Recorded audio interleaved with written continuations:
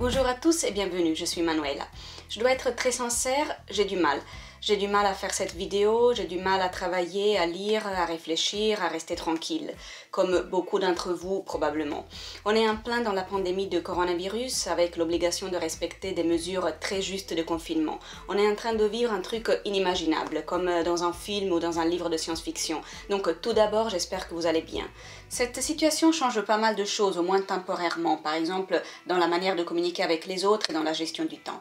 Théoriquement, on pourrait avoir plus de temps pour lire, mais moi pour l'instant j'ai du mal à me concentrer, donc je lis même moins que d'habitude.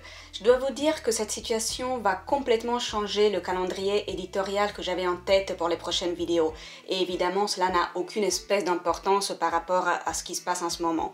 Mais il y a beaucoup d'événements culturels importants auxquels je voulais consacrer des vidéos qui ont été annulés ou reportés. Le Salon du Livre de Paris, Italissimo, qui est un festival de littérature et culture italienne qui se tient à Paris depuis quelques années et qui devait avoir lieu la première semaine d'avril, pour ne pas parler d'un congrès mondial de traduction en Belgique auquel je devais assister début mai et que j'attendais comme les enfants attendent Noël. Je vous en parlerai si et quand ces événements seront reprogrammés et moi-même je vais reprendre le fil de ce que j'avais en tête, interviews, rencontres, balades littéraires, dès que cela sera possible. Alors aujourd'hui je vais vous parler de Virginia Woolf et d'un de ses livres, Une chambre à soi.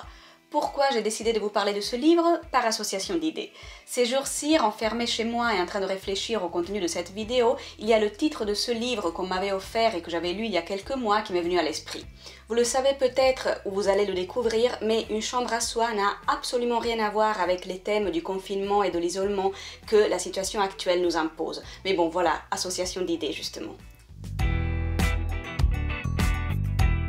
Virginia Woolf est une écrivain que je ne connaissais pas du tout, donc avant de commencer ce livre, je suis allée me renseigner un petit peu sur la biographie de l'auteur, ce que je fais toujours d'ailleurs avant de commencer un texte.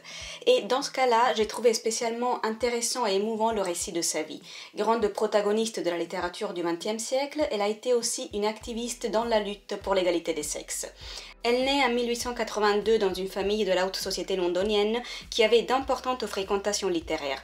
Pour ses deux parents, c'est un deuxième mariage, ce qui fait qu'elle a de nombreux demi-frères et demi-sœurs.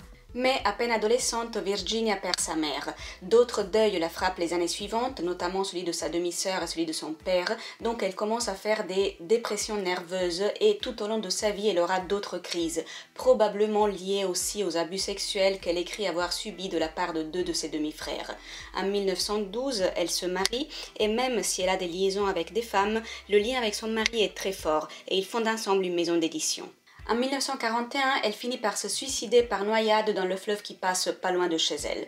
Elle laisse à son mari une note poignante dans laquelle elle lui dit qu'elle lui doit tout le bonheur qu'elle a connu, mais qu'elle ne veut pas continuer à lui gâcher la vie à cause de sa condition psychique. Une chambre à soi est un court essai publié en 1929, l'original est anglais bien sûr, moi je l'ai lu en traduction française.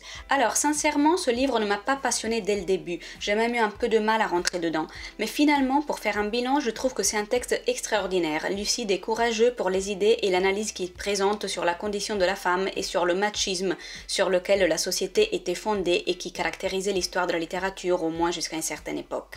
L'auteur réfléchit sur le fait qu'il n'est pas surprenant que, historiquement et même en littérature, la femme ait eu une position d'infériorité, et son analyse touche aussi au rapport des femmes vis-à-vis de leurs conditions. Si, historiquement, la femme avait eu son indépendance économique, si elle avait eu les mêmes opportunités que les hommes d'accès à la culture, à la formation et aux expériences de la vie, le monde aurait été différent et l'histoire de la littérature aurait été différente. Si la femme, et je simplifie un peu, à une certaine époque avait des conversations qui n'allaient pas vraiment au-delà ou presque de comment broder ou comment élever les enfants, c'est parce que son expérience de vie était limitée à ça et non pas parce que intrinsèquement elle était incapable de regarder plus loin.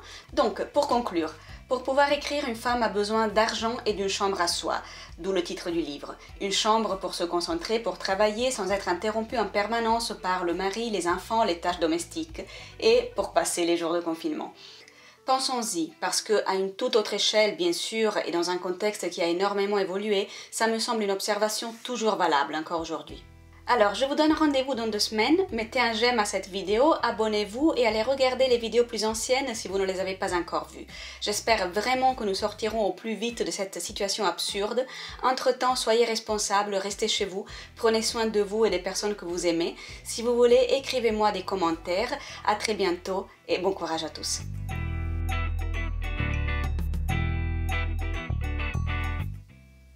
Ah, c'est bien, t'as mis un masque.